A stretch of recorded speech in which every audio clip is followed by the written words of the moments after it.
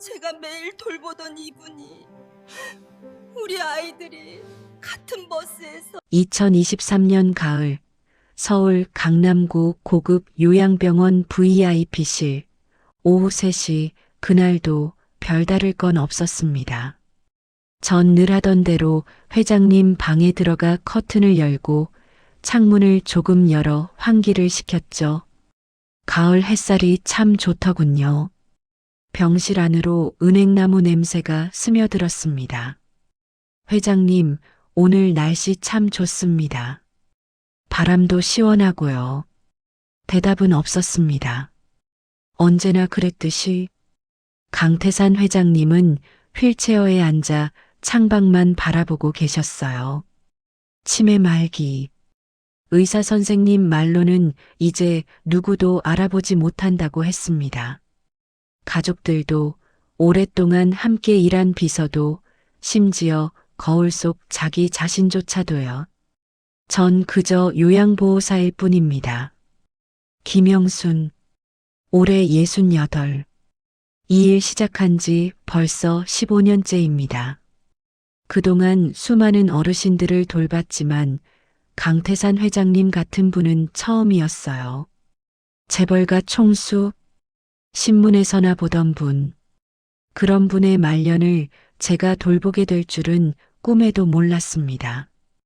회장님, 식사 시간입니다. 오늘은 호박죽이에요. 회장님의 손을 잡고 숟가락을 쥐어드렸습니다. 손이 참 크시더군요. 한때 수많은 계약서에 사인하던 손, 수천 명의 운명을 좌우하던 손, 그 손이 이제는 숟가락조차 제대로 쥐지 못했습니다. 죽을 한 숟가락 떠서 입에 넣어드렸습니다. 천천히 씹으시다가 그냥 흘리시더군요. 턱받이가 금방 더러워졌습니다. 전 다시 닦아드리고 다시 떠먹이고 그렇게 한 시간을 보냈습니다. 식사를 마치고 회장님을 침대로 옮겨드렸습니다. 오후 낮잠 시간이거든요. 이불을 덮어드리고 베개를 고쳐드리고 그러다 문득 생각이 났습니다. 우리 아들이 좋아하던 자장가. 왜 그날따라 그 노래가 생각났는지 모르겠습니다. 그냥 회장님의 주름진 얼굴을 보다 보니 문득 옛날 생각이 나더군요. 30년 전 제 아들을 재우던 그 밤들이요. 자장자장 우리 아기, 잘도 잔다 우리 아기. 노래를 부르기 시작했습니다. 작은 목소리로 허밍처럼요. 별 생각 없이 그냥 흥얼거렸어요. 그런데 회장님의 손이 떨리기 시작했습니다.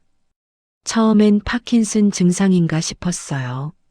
하지만 아니었습니다.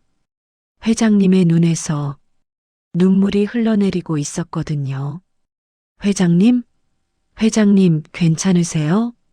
3년 동안 이분을 돌보면서 단 한 번도 본 적 없는 표정이었습니다. 감정이라는 게 완전히 사라진 줄 알았던 그 얼굴에 지금 뚜렷한 슬픔이 번지고 있었습니다. 회장님의 입술이 떨렸습니다. 무슨 말을 하려는 것 같았어요. 하지만 말은 나오지 않았습니다. 그저 눈물만 멈추지 않고 흘러내렸습니다. 전 그 순간 알 수 없는 한기를 느꼈습니다. 이 자장가가, 이 노래가 왜 회장님을 울리는 걸까요? 김영순, 68세, 여성. 저는 충청남도 작은 시골 마을에서 태어났습니다. 23세 서울로 올라와 공장에서 일하다가 26에 결혼했어요. 남편 박성호는 택시 기사였습니다. 착한 사람이었지요. 술도 안 하고 담배도 안 하고 벌어온 돈 한 푼 안 빼돌리고 다 집에 갖다 주는 사람이었습니다. 우리 아들 민호는 1988년생입니다. 늦둥이였어요. 결혼한 지 7년 만에 얻은 아들이라 그렇게 귀할 수가 없었습니다. 남편은 아들을 서울대 보내겠다고 밤낮 택시를 몰았고 전 식당에서 설거지를 하며 보탰습니다. 민호는 착했습니다. 공부도 잘했어요. 선생님들이 이 아이는 대학 꼭 보낸다고 했습니다. 피아노도 잘 쳤어요. 동네 교회에서 무료로 배웠는데 재능이 있다고 했습니다. 그 아이가 자장가를 좋아했어요. 초등학교 들어가서도 자기 전에 꼭 불러달라고 했습니다. 제가 자장가를 부르면 스르르 잠이 들곤 했지요. 엄마 목소리가 제일 좋아. 그 말이 아직도 귓가에 맴돕니다. 1993년 10월 23일. 그날 민호는 5살이었습니다. 유치원 소풍날이었어요. 남편이 택시 쉬는 날이라 함께 따라갔습니다. 전 식당 일이 있어서 못 갔어요. 아침에 김밥 싸주고 보냈습니다. 민호야, 조심해서 다녀와. 응. 엄마, 저녁에 재미있는 이야기 많이 해줄게. 그게 마지막이었습니다. 버스 사고였습니다. 고속도로에서 관광버스가 중앙선을 넘어온 트럭과 충돌했어요. 아이들 탄 버스였습니다. 유치원생 20명, 선생님 3명, 학부모 5명. 그중 17명이 그 자리에서 죽었습니다. 우리 민호도 남편 성호도. 그날 이후 제 인생은 멈췄습니다. 정확히는 무너졌지요. 한동안 밥을 먹지 못했습니다. 물도 넘어가지 않았어요. 그냥 죽고 싶었습니다. 우리 아들 있는 대로, 남편 있는 대로 가고 싶었습니다. 교회 권사님들이 붙들었습니다. 목사님이 상담을 해주셨어요. 그래도 소용없었습니다. 전 그냥 하루하루를 버텼어요. 아침에 눈 뜨는 게 고통이고 밤에 잠드는 게 두려웠습니다. 꿈에서 아들을 보면 차라리 안 깨고 싶었거든요. 10년을 그렇게 살았습니다. 2003년 교회 집사님 소개로 요양보호사 일을 시작했습니다. 처음엔 거부했어요. 남의 뒷바라지를 할 마음의 여유가 없었거든요. 하지만 집사님이 말씀하시더군요. 영순이 씨, 아픈 사람 돌보다 보면 마음도 조금씩 치유될 거요. 반신반의했지만 시작했습니다. 자격증 따고 병원에서 일하고 나중엔 개인 케어 일도 받았습니다. 그러다 보니 어느덧 15년이 흘렀네요. 말버릇이 있습니다. 그러니까 로 말을 시작하는 버릇이요. 남편이 살아있을 때 늘 지적했던 겁니다. 여보, 맨날 그러니까 하지 말아요. 그래도 못 고쳤어요. 지금도 그렇습니다. 손버릇도 있어요. 긴장하면 옷깃을 만지작거립니다. 아들을 잃고 나서 생긴 버릇인 것 같아요. 불안할 때마다 무의식 중에 옷깃을 만집니다. 지금은 혼자 삽니다. 관악구 봉천동 반지하 원룸이에요. 좁지만 저 혼자 살기엔 충분합니다. 교회는 꾸준히 다닙니다. 신앙이 깊다기보다는 그냥 거기 가면 마음이 조금 편해지거든요. 친구는 별로 없습니다. 옛날 동네 친구들과는 연락이 끊겼어요. 사고 이후로 사람 만나는 게 싫었거든요. 교회 권사님들하고만 가끔 얘기합니다. 저축한 돈은 없습니다. 버는 족족 생활비로 나가고 조금 남으면 교회 헌금하고 그렇게 삽니다. 노후 준비 그런 거 생각해 본 적 없어요.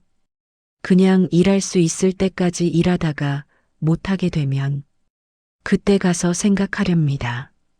강태산 85세 남성 전 대한그룹 회장 1938년생 경상남도 진주 출신 한국 전쟁 때 부산으로 피난 와서 구두 닦기로 시작해 한강의 기적을 온몸으로 살아낸 사람입니다. 26에 작은 철공소를 차렸고 30에 건설회사로 확장했으며 40에 대한그룹을 설립했습니다. 냉철하고 카리스마 있는 경영자로 유명했어요. 신문에서 철혈 회장이라고 불렀습니다. 한번 결정하면 절대 번복하지 않고 한번 잘못한 사람은 절대 용서하지 않는 스타일이었다고 하더군요. 1965년에 결혼했습니다. 부인 한영희 여사는 서울 명문가 출신이었어요. 슬아의 자녀 셋. 큰아들 강민석 59세, 현 대한그룹 회장, 둘째 딸 강혜진 56세, 미국 거주, 셋째 아들 강민우 사망. 큰아들 민석은 어릴 때부터 후계자 수업을 받았습니다. 미국 유학 보내고 MBA 따게 하고 그룹 계열사 돌려가며 경험 쌓게 했어요. 지금은 회장 자리를 물려받아 그룹을 운영하고 있습니다. 하지만 아버지와의 관계는 소원합니다. 일주일에 한 번 병문안 오지만 형식적이에요. 의무감으로 오는 거지 진심으로 그리워해서 오는 건 아닌 것 같습니다. 둘째 딸 혜진은 일찍 미국으로 건너갔습니다. 아버지와 사이가 안 좋았거든요. 결혼도 아버지 반대를 무릅쓰고 했어요. 지금은 LA에서 삽니다. 1년에 한두 번 한국 오는데 병원엔 거의 안 와요. 셋째 아들 민우. 회장님이 가장 사랑했던 아들이었다고 합니다. 큰아들은 후계자감으로 키웠지만 막내 아들은 그냥 아들로 사랑했대요. 1988년 늦둥이로 태어났습니다. 회장님 나이 50살 때였어요. 민우는 음악에 재능이 있었다고 해요. 피아노를 잘 쳤답니다. 회장님은 저녁마다 아들의 피아노 소리를 듣는 걸 낙으로 삼았대요. 사업에서 지쳐 돌아와도 아들의 피아노 소리를 들으면 피로가 풀렸다고 합니다. 1993년 10월 23일 민우는 유치원 소풍을 갔습니다. 강남의 한 유명 사립 유치원이었어요. 회장님은 그날 중요한 해외 미팅이 있어서 소풍에 동행하지 못했습니다. 대신 기사와 경호원을 딸려 보냈지요. 버스 사고가 났습니다. 회장님은 미팅 중에 비서로부터 전화를 받았습니다. 회의장을 뛰쳐나갔대요. 헬기를 타고 사고 현장으로 갔습니다. 하지만 이미 늦었어요. 민우는 죽어 있었습니다. 기사와 경호원도 함께. 회장님은 그날 이후 변했습니다. 원래도 냉철했지만 그 이후로는 아예 얼음이 되었어요. 가족들과도 거리를 뒀습니다. 오로지 일에만 매달렸습니다. 주말도 없이 명절도 없이 그저 일만 했어요. 부인 한영희 여사는 충격으로 우울증을 앓다가 2005년에 세상을 떠났습니다. 회장님은 장례식장에서도 눈물 한 방울 안 흘렸다고 해요. 2018년 회장님은 치매 진단을 받았습니다. 처음엔 가벼운 건망증이었는데 급격히 나빠졌어요. 2020년에 회장직을 큰아들에게 물려주고 요양병원에 입원했습니다. 지금 회장님은 아무것도 기억하지 못합니다. 가족도 회사도 자기가 이룬 업적도 그저 허공을 바라보며 하루하루를 보낼 뿐입니다. 말버릇이 있었다고 해요. 해봐. 이 한마디로 수많은 프로젝트를 승인하고 수많은 사람을 채용했답니다. 지금은 그 말조차 못합니다. 주변 인물들. 강민석 59세 현 대한그룹 회장, 큰아들. 능력은 있지만 아버지의 그늘에서 벗어나지 못한 사람. 아버지를 존경하지만 동시에 두려워합니다. 이수진 45세, 회장님, 담당 간호사. 친절하지만 형식적이에요. 돈 때문에 이 일하는 거지, 진심으로 환자를 대하진 않습니다.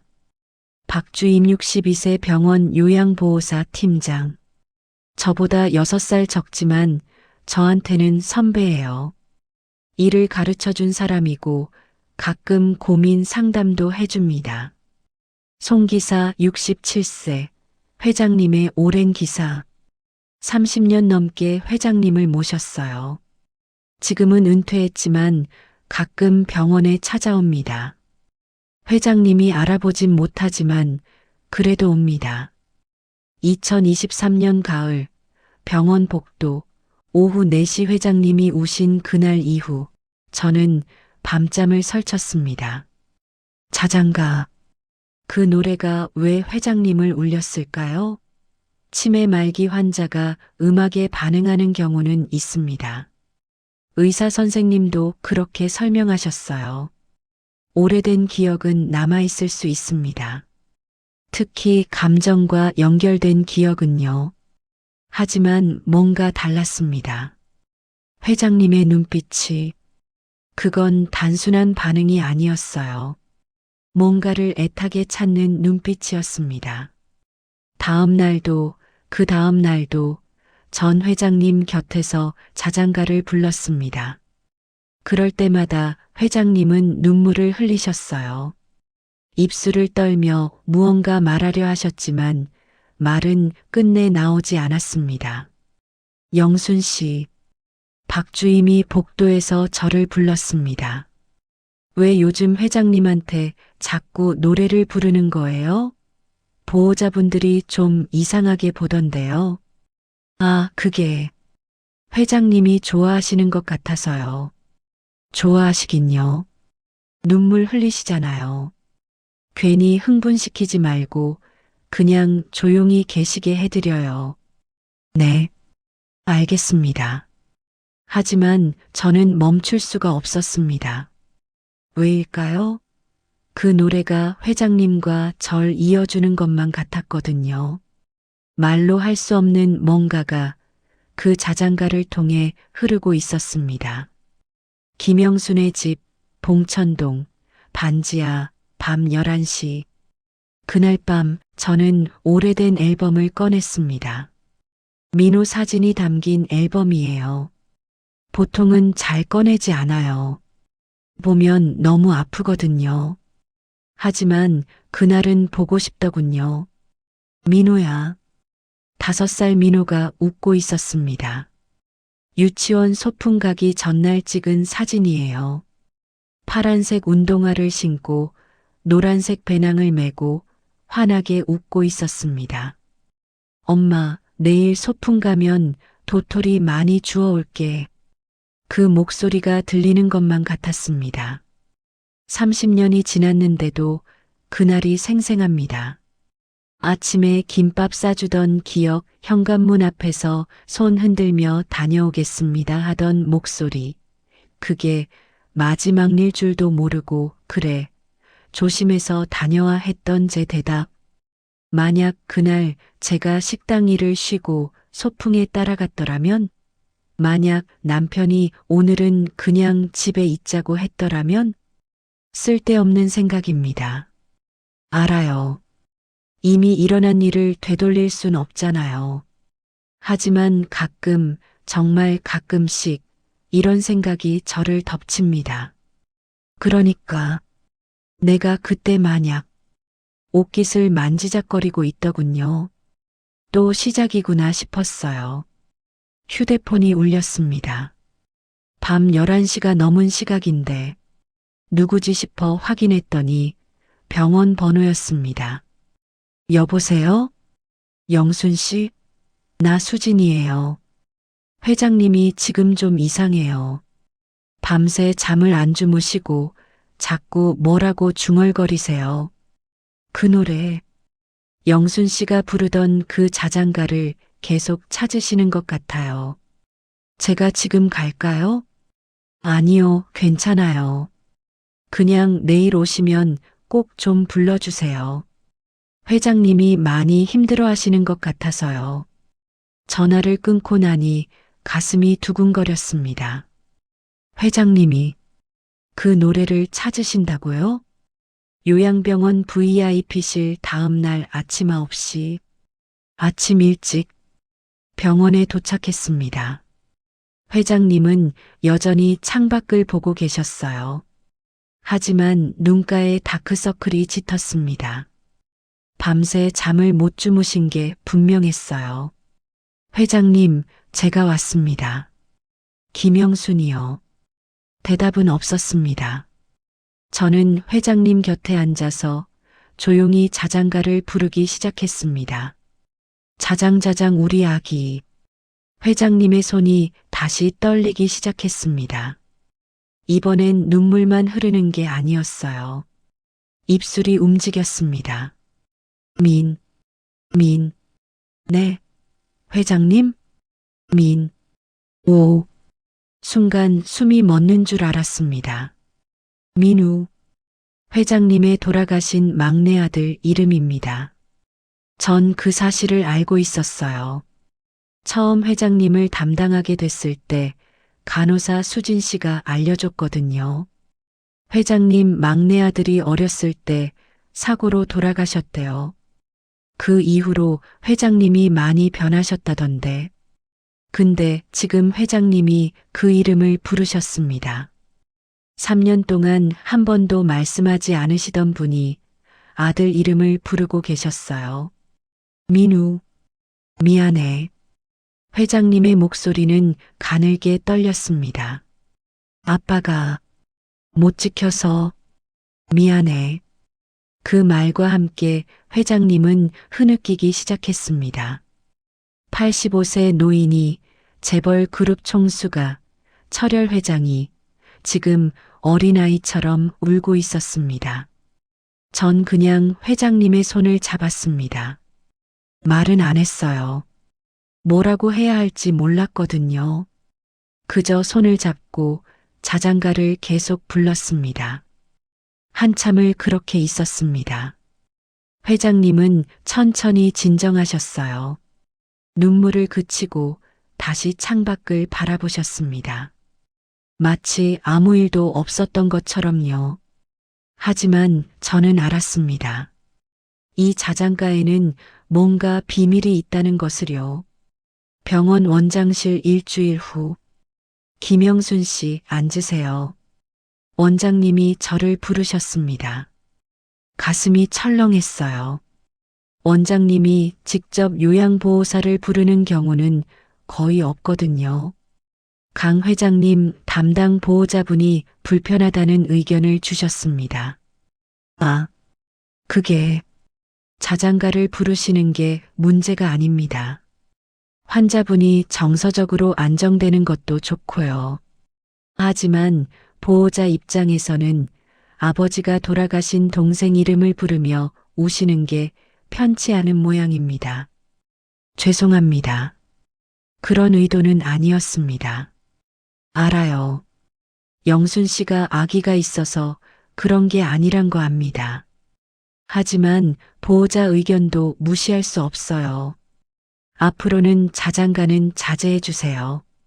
대신 다른 음악이나 라디오를 틀어드리는 건 괜찮습니다. 이해하시죠? 네, 알겠습니다. 원장실을 나오는데 다리에 힘이 풀렸습니다. 왜 이렇게 마음이 아플까요? 그냥 환자 한 분일 뿐인데, 제가 돌보는 수많은 어르신 중 한 분일 뿐인데, 복도에서 강민석 회장을 마주쳤습니다. 키가 크고 정장을 단정하게 차려입은 50대 후반 남성. 표정이 없었어요. 회장님. 네. 제가 강태산 회장님을 돌보는 김영순이라고 합니다. 아, 네. 수고하십니다. 혹시 실례가 안 된다면 여쭤봐도 될까요? 회장님께서 어렸을 때 자장가를 좋아하셨나요? 강민석 회장의 표정이 굳었습니다. 왜 그런 걸 물으시죠? 아, 그게 제가 자장가를 불러드렸더니 회장님이 많이 편안해 하시는 것 같아서요. 강민석 회장은 잠시 말이 없었습니다. 그러다 작게 한숨을 쉬었어요. 아버지는 민우한테만 자장가를 불러주셨습니다. 저나 동생한텐 한 번도 안 그러셨어요. 막내만 특별했죠. 목소리에 미묘한 감정이 실려 있었습니다. 서운함? 질투? 아니면 그리움? 민우가 죽고 나서 아버지는 일절 그 노래를 부르지 않으셨습니다.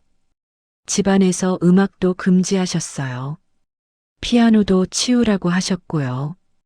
그래서 강민석 회장은 말을 멈췄습니다. 그래서 저로서는 지금 아버지가 그 노래 때문에 옛날 생각을 하시는 게 좋아 보이지 않습니다. 이해하시죠? 죄송합니다. 아니요. 선생님 잘못은 아닙니다. 그냥 그 노래는 우리 가족에게 좋은 기억이 아니에요. 강민석 회장은 그렇게 말하고 아버지 병실로 들어갔습니다. 저는 한동안 그 자리에 서 있었습니다. 병실 오후 자장가를 못 부르게 됐지만 저는 여전히 회장님을 돌봤습니다. 식사를 도와드리고 씻겨드리고 침대를 정리하고 그런 일상적인 일들이요. 회장님은 여전히 창밖만 바라보고 계셨어요. 가끔 민우라고 중얼거리셨습니다. 그럴 때마다 가슴이 아팠어요.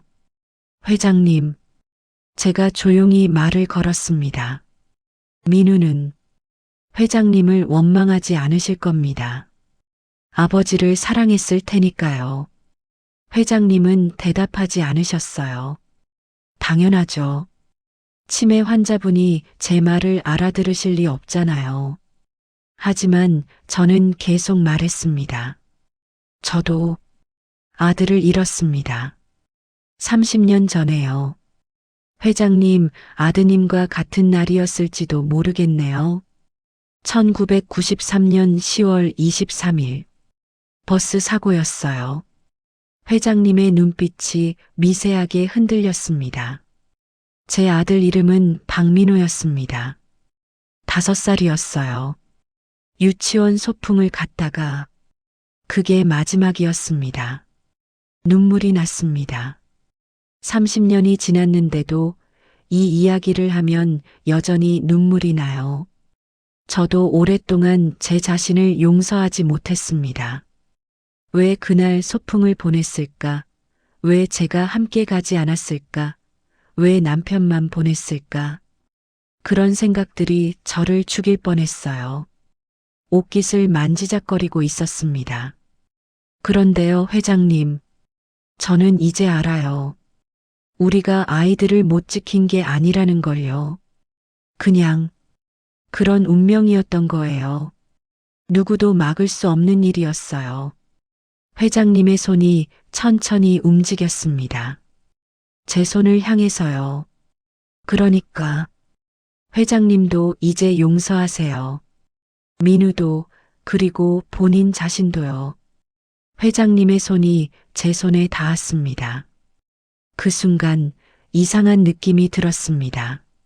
마치 우리가 오래전부터 알고 지낸 사람들 같은 느낌이요. 병원 휴게실 저녁, 영수나 박주임이 커피를 건네며 앉았습니다. 오늘 회장님이랑 무슨 얘기 나눴어? 회장님이 한참 동안 손을 떨고 계셨다던데. 그냥 제 얘기를 좀 했어요. 내 얘기, 무슨? 민호 얘기요. 박주임의 표정이 굳었습니다. 저한테 민호 얘기는 금기였거든요. 15년 동안 일하면서 한두 번밖에 안 한 얘기예요. 왜 갑자기 그런 얘기를 회장님한테? 그러니까 저도 모르겠어요.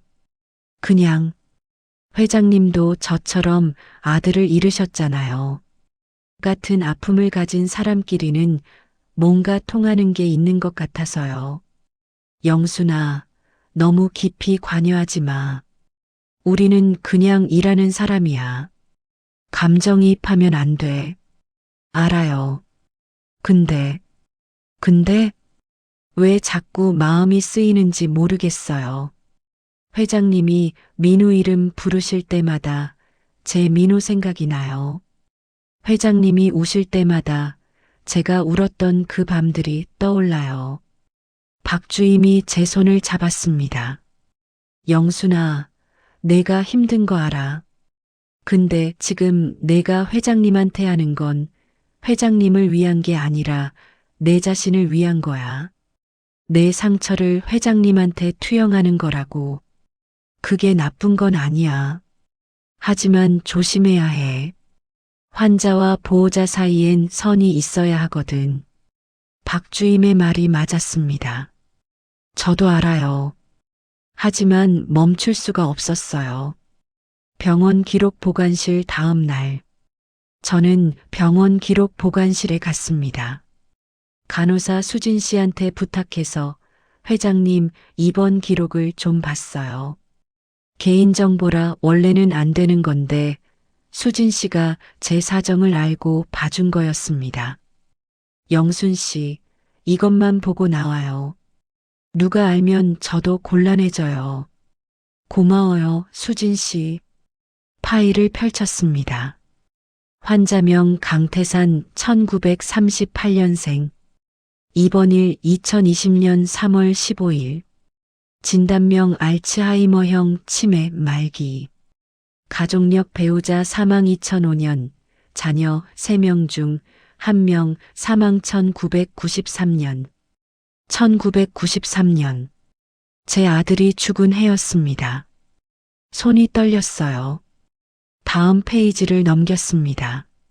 환자 상세 기록 2020년 3월 15일 입원 당시 환자는 심각한 기억장애와 인지기능 저하 증세를 보임. 가족에 대한 기억은 거의 없으나 간헐적으로 민우라는 이름을 반복함. 보호자 장남 강민석에 따르면 민우는 환자의 삼남으로 1993년 교통사고로 사망. 당시 5세. 환자는 이후 심각한 우울증과 감정결여 증세를 보였으나 치료를 거부했다고 함. 2020년 5월 22일 환자 밤마다 악몽을 꾸는 듯한 증세. 미안해 못 지켜줘서 등의 말을 반복. 수면제 처방. 2021년 8월 13일 환자의 언어 능력. 거의 상실. 의사소통 불가능 수준. 다만 음악에는 미세한 반응을 보임. 음악에 반응한다.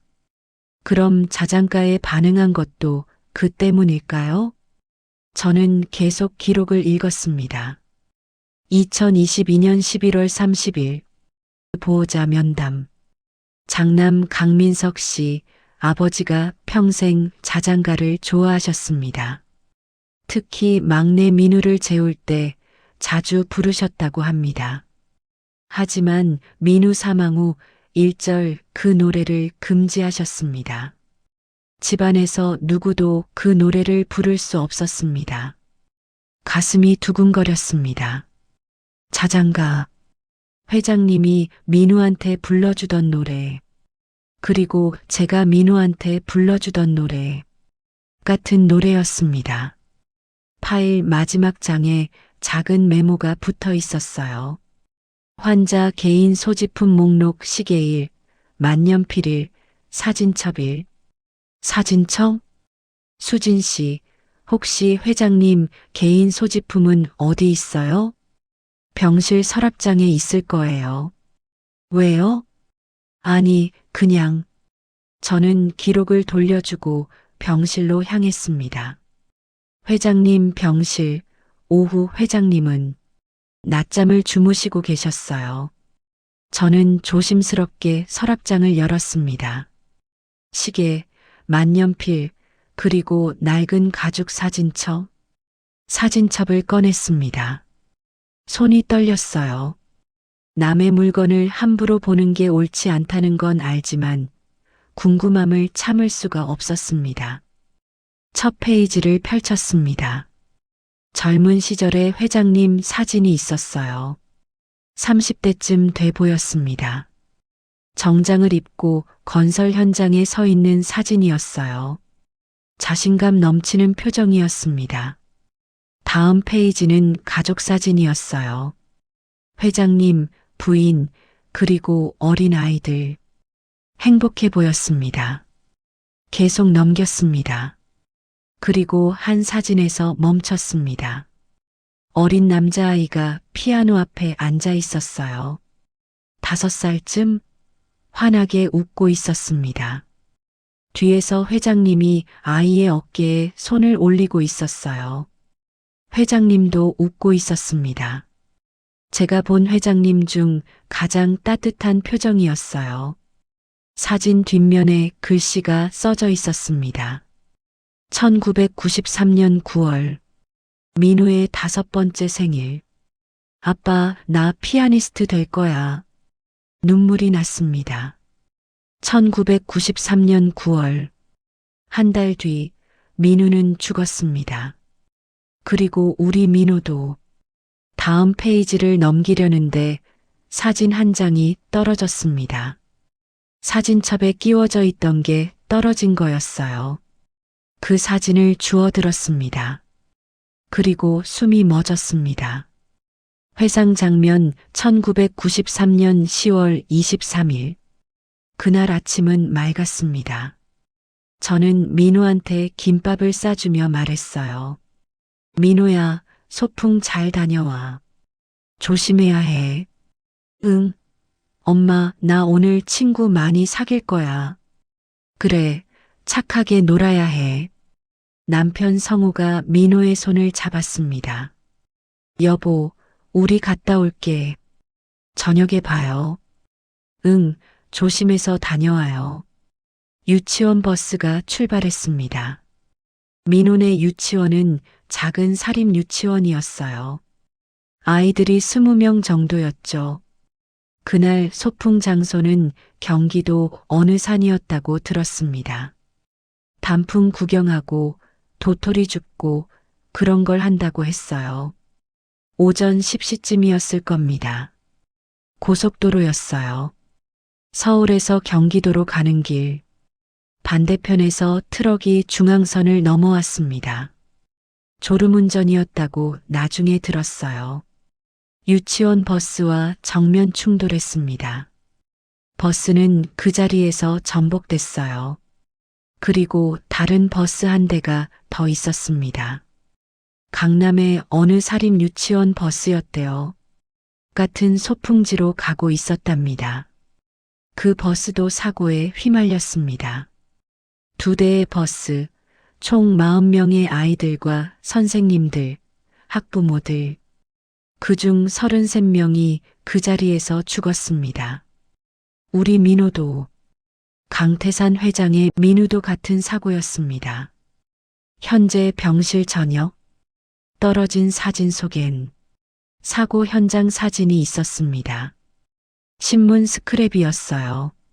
1993년 10월 24일자 신문. 유치원 버스 2대 참사. 어린 생명 33명 희생. 기사 내용을 읽었습니다. 이번 사고로 서울 불호유치원 원생 20명 중 17명이 사망했으며 강남 불호유치원 원생 20명 중 16명이 사망했다.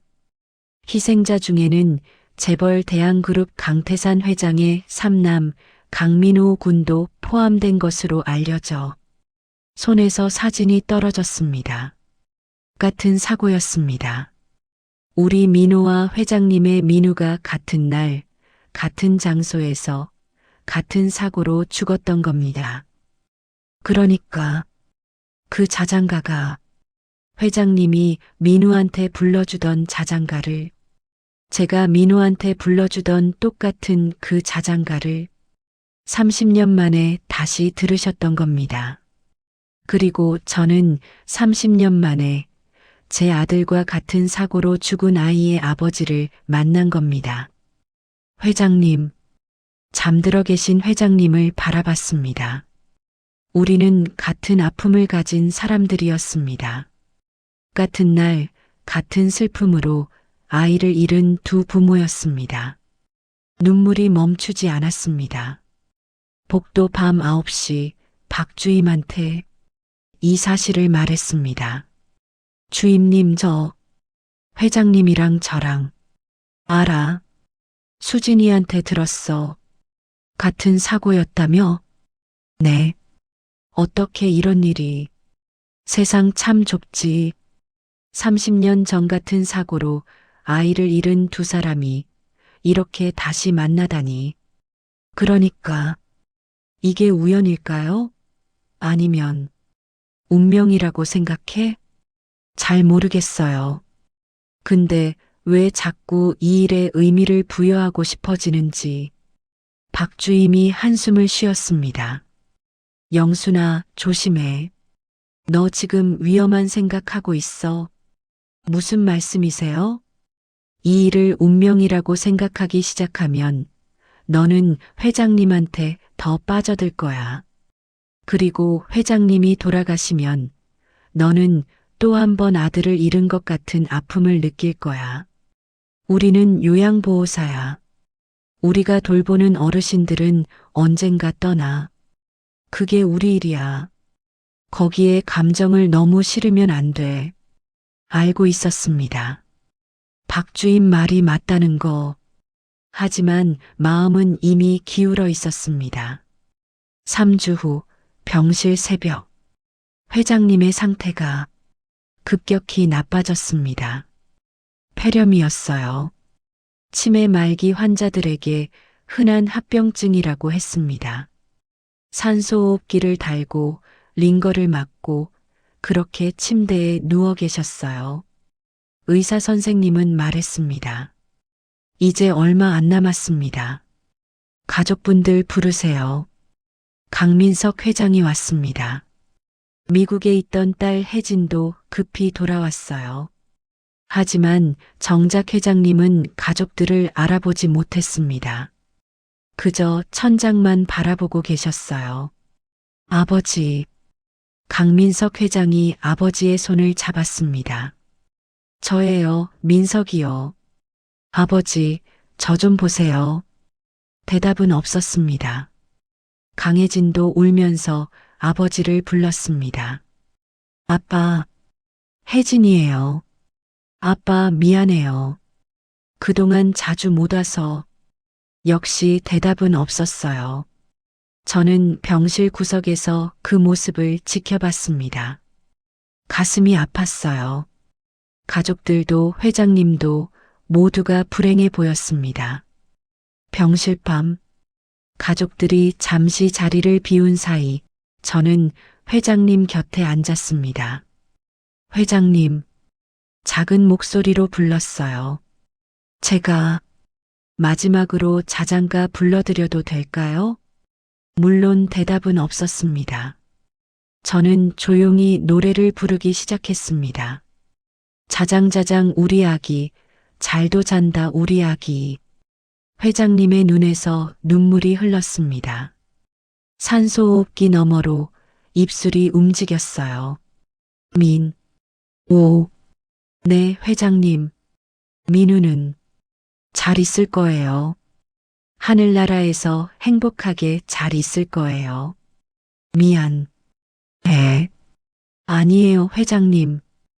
회장님 잘못이 아니에요. 회장님의 손이 제 손을 찾았습니다. 힘없는 손이었지만 꼭 쥐었어요. 용서해줘. 회장님은 이미 용서받으셨어요. 민우가 그리고 목이 메었습니다. 저희 민호도 회장님을 용서했을 거예요. 회장님의 눈빛이 잠시 또렷해졌습니다. 마치 저를 알아보는 것 같았어요. 고마워. 그 말과 함께 회장님은 조용히 눈을 감으셨습니다. 장례식장 3일 후 강태산 회장의 장례식은 성대했습니다. 재벌 총수의 장례식이니 당연했지요. 정치인들, 재계 인사들, 수많은 사람들이 조문을 왔습니다. 저도 갔습니다. 요양보호사로서가 아니라 그냥 한 사람으로서요. 빈소 앞에 섰습니다. 영정속 회장님은 젊고 강인한 모습이었어요. 제가 알던 그 쇠약한 노인의 모습은 없었습니다. 절을 올렸습니다. 회장님, 편히 쉬세요. 민우 만나셨으면 좋겠어요. 뒤에서 누군가 제 어깨를 톡 쳤습니다. 강민석 회장이었어요. 김영순 선생님이시죠? 네. 삼가 고인의 명복을 빕니다. 감사합니다. 아버지 마지막까지 잘 돌봐주셔서. 강민석 회장은 잠시 말을 멈췄습니다. 선생님 혹시 아버지가 마지막에 뭐라고 하셨나요? 네. 간호사한테 들었습니다. 아버지가 돌아가시기 직전에 선생님하고 얘기를 나누셨다고요. 아, 네. 뭐라고 하셨어요? 저는 잠시 망설였습니다. 그러다 조용히 말했어요. 용서해달라고 하셨어요. 민우한테요. 강민석 회장의 눈이 붉어졌습니다. 그러셨구나. 아버지가 평생 그 죄책감을 안고 사셨어요. 민우를 못 지켰다는. 회장님도 아시잖아요. 그게 회장님 잘못이 아니란 걸요. 머리로는 알아요. 근데 마음은 모르나 봐요. 강민석 회장은 한숨을 쉬었습니다. 선생님, 사실 제가 자장가 부르지 말라고 한 건 질투 때문이었어요. 네. 아버지는 평생 민우만 사랑하셨어요. 저나 동생은 그저 회사 일꾼이었죠. 민우만 진짜 아들이었어요. 그래서 민우가 죽고 나서도 아버지 마음속엔 민우만 있었어요. 살아있는 저희는 없었죠. 목소리가 떨렸습니다. 그래서 마지막이라도 아버지가 저를 봐주길 바랐어요. 민우 생각 말고 저를 보길 바랐어요.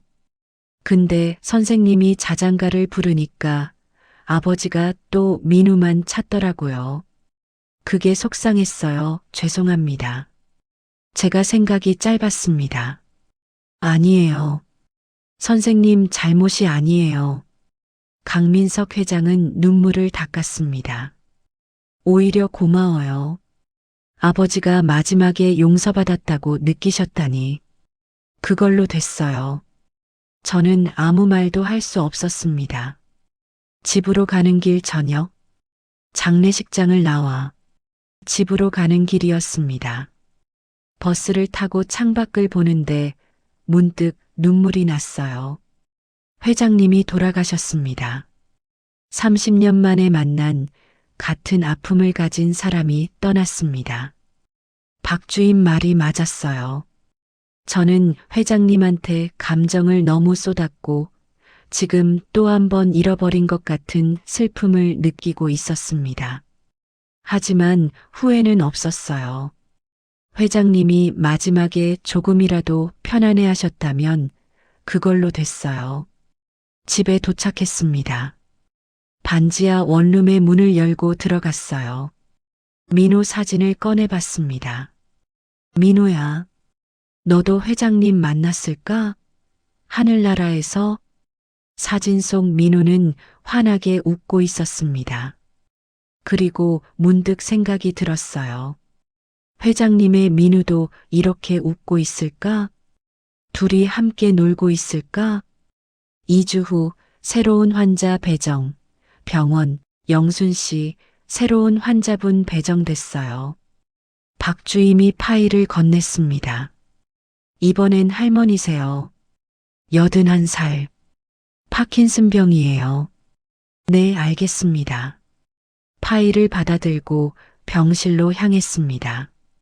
예전 같으면 그냥 기계적으로 일했을 거예요. 이름 확인하고 증상 파악하고 그저 정해진 루틴대로 돌봤겠죠. 하지만 이번엔 달랐습니다. 병실 문을 열기 전에 잠시 멈춰 섰어요. 그리고 생각했습니다. 이 문 안에 계신 분도 누군가의 어머니일 거예요. 누군가의 할머니일 거고요. 살아온 80년의 이야기가 있을 거예요. 기쁨도 슬픔도 후회도 그리움도. 문을 열었습니다. 안녕하세요. 김영순이라고 합니다. 오늘부터 할머니 돌봐드릴 거예요. 침대에 누워 계신 할머니가 저를 보셨어요. 누구세요? 저요? 요양보호사예요. 할머니 옆에서 도와드릴 사람이에요. 아, 그래요. 할머니는 다시 천장을 보셨어요. 저는 할머니 곁에 앉아서 파일을 펼쳤습니다. 박순자 81세, 파킨슨병, 자녀 2남 1녀. 자녀가 있으시네요. 할머니, 자녀분들은 자주 오세요? 가끔. 그래요? 자녀분들 이름이 어떻게 되세요? 큰아들이. 뭐였더라? 요즘 자꾸 깜빡해요. 파킨슨병의 치매도 조금 있으신가 봐요. 저는 할머니의 손을 잡았습니다. 괜찮아요, 할머니. 천천히 생각하세요. 제가 옆에 있을게요. 할머니가 저를 보셨어요. 그 눈빛에서 뭔가를 봤습니다. 외로움, 그리고 두려움. 회장님 눈빛에서 봤던 것과 같은 감정이었어요. 병원 옥상 점심시간. 점심을 먹고 옥상에 올라갔습니다. 혼자 있고 싶을 때 가는 곳이에요. 하늘이 참 맑더군요. 회장님 생각이 났습니다. 그분도 이 하늘 아래 어딘가 계시겠죠. 민우와 함께요. 그리고 우리 민우도. 30년 동안 저는 민우를 보내지 못했습니다. 마음속에 꽁꽁 묶어두고 놓아주지 못했어요. 그게 민우한테도 저한테도 좋지 않다는 걸 알면서도요. 하지만 회장님을 만나고 회장님의 마지막을 지켜보면서 깨달았어요. 용서해야 한다는 걸요. 민우를 못 지킨 저 자신을, 남편을 혼자 보낸 저 자신을, 그날 소풍을 보낸 저 자신을 모두 용서해야 한다는 걸요. 그래야 민우도 편히 쉴 수 있을 거예요. 눈을 감았습니다. 민우야. 바람이 불었어요. 엄마가 이제 놓아줄게. 너무 오래 붙잡아서 미안해. 눈물이 났습니다. 하지만 엄마는 너를 잊지 않을 거야. 평생 기억할 거고 사랑할 거야. 다만 이제는 너를 자유롭게 해줄게. 바람이 더 세게 불었습니다. 마치 민호가 대답하는 것 같았어요. 괜찮아, 엄마 나 행복해. 한 달 후 박순자 할머니 병실 오후. 할머니, 오늘 날씨 좋아요. 창문 좀 열까요? 그래요. 공기 좀 쐬면 좋겠어요. 창문을 열자 가을 바람이 들어왔습니다. 박순자 할머니는 요즘 저를 많이 따르십니다. 제가 방에 들어가면 반갑게 맞아주시고 제가 없으면 찾으세요. 영순 씨, 오늘은 무슨 노래 불러줄 거예요? 할머니가 좋아하시는 노래요. 아리랑 어때요? 좋아요. 저는 할머니 손을 잡고 아리랑을 불렀습니다. 아리랑 아리랑 아라리요. 할머니가 따라 부르셨어요. 떨리는 목소리로요. 노래를 부르다 보니 할머니 눈에 눈물이 고였습니다. 할머니, 왜 우세요? 그냥 옛날 생각이 나서요. 젊었을 때 남편이랑 이 노래 부르며 춤췄던 게 기억나요. 남편분은 언제 돌아가셨어요? 10년 전이요. 참 좋은 사람이었는데. 할머니는 한참을 옛날 이야기를 하셨어요. 젊은 시절 이야기, 자식들 키운 이야기, 남편과의 추억. 저는 그냥 들어드렸습니다. 그리고 깨달았어요. 이게 제 일이구나. 사람들의 이야기를 듣고 함께 웃고 함께 울어주는 것. 그들의 마지막 시간을 따뜻하게 해주는 것. 회장님이 가르쳐 주신 거예요. 6개월 후 교회 일요일 오전 교회에서 예배를 드렸습니다. 요즘은 예배 시간이 기다려져요. 예전엔 그냥 습관처럼 갔는데 이제는 진짜 위로가 되거든요. 목사님 설교 제목이 용서와 화해였습니다. 우리는 모두 짐을 지고 살아갑니다. 후회의 짐, 죄책감의 짐, 미안함의 짐. 하지만 하나님은 말씀하십니다. 그 짐을 내려놓으라고, 용서하고 용서받으라고. 설교를 들으며 눈물이 났어요. 예배가 끝나고 권사님이 다가오셨습니다. 영순 씨, 요즘 표정이 많이 밝아졌어요. 그래요? 응. 예전엔 늘 슬퍼 보였는데 요즘은 웃는 모습이 많이 보여요. 감사합니다, 권사님. 무슨 좋은 일 있어요? 좋은 일이라기보단 그냥 마음이 좀 가벼워진 것 같아요. 그거 참 다행이네요. 영순 씨가 행복했으면 좋겠어요. 권사님은 제 손을 꼭 잡아주셨어요. 교회를 나와 집으로 가는 길에 꽃집에 들렀습니다. 국화 한 다발을 샀어요. 공동묘지 오후 민호 무덤 앞에 섰습니다. 남편 성우와 나란히 묻혀 있어요. 작은 묘지예요. 비석에는 이렇게 쓰여 있습니다. 사랑하는 아들 박민호, 사랑하는 남편 박성호. 꽃을 놓고 절을 올렸습니다. 민호야, 엄마 왔어. 바람이 불었어요. 요즘 엄마 좀 괜찮아졌어. 마음이 편해졌어. 그동안 너를 너무 붙잡고 있었던 것 같아. 미안해. 묘비를 쓰다듬었습니다. 이제 엄마는 앞으로 살아갈 거야. 너희 목까지 잘 살아볼게. 그리고 엄마가 돌보는 어르신들한테도 잘해드릴게. 그게 너를 기억하는 방법인 것 같아. 눈물이 났지만 슬프지 않았어요.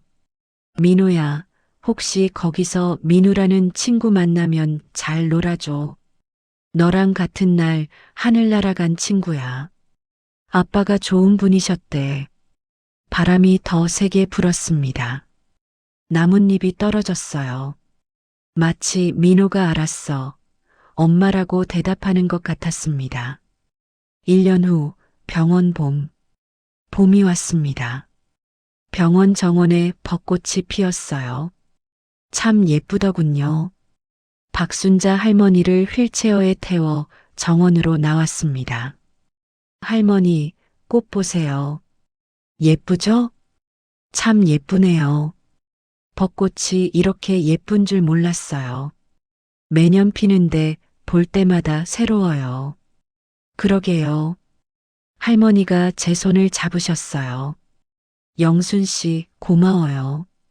뭐가요? 그냥 옆에 있어줘서요. 덕분에 외롭지 않아요. 저도 고마워요, 할머니. 진심이었어요. 할머니 덕분에 저도 외롭지 않거든요. 정원 벤치에 앉아서 한참을 꽃을 봤습니다.